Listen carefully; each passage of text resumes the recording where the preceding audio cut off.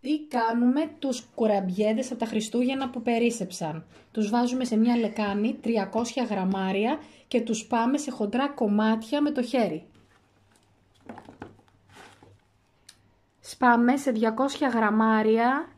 γραμμάρια κουβερτούρα, σε όποια θέλετε, δεν μας ενδιαφέρει, σε μικρά κομμάτια, σε ένα μπολ.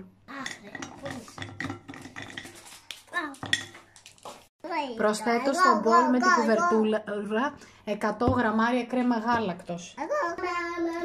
Προσθέτουμε μέσα στο μπεν μαρί μας με την κουβερτούρα και την κρέμα γάλακτος 250 γραμμάρια βούτυρο μαλακό σε θερμοκρασία δωματίου.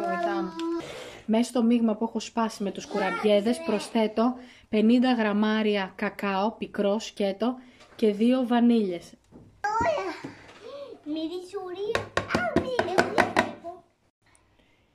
5 κουταλάκια της σούπας κονιάκ, το οποίο θα το βάλω μόλις είναι έτοιμο το μπεν μαρί μου με το βούτυρο, την κρέμα γάλακτος και την κουβερτούρα. Το μπεν μαρί μας είναι έτοιμο.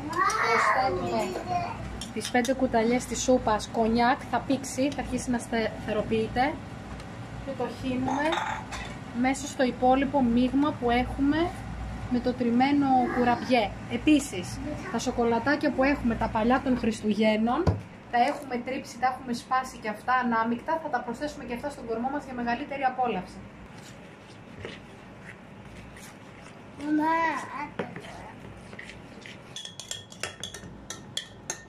Μαμά, κουμπάει την μικρό, εκεί.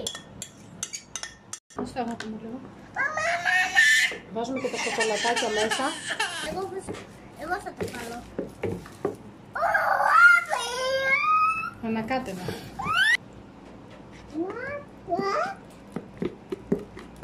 Το χύνουμε σε μια λαδόκολλα, το τυλίγουμε σε καραμέλα ρολό και είναι έτοιμο. Μας βγήκε πιο νερουλό, όμως δεν υπάρχει πρόβλημα γιατί μπορούμε να προσθέσουμε ή τσουρέκι ή και άλλους κουραμπιέδες ή μπισκότα της επιλογής που έχετε στο σπίτι σας. Έτοιμη η καραμελίτσα μας, την τυλίγουμε και με ένα αλουμινόχαρτο και τη βάζουμε κατάψυξη για 2 ώρες.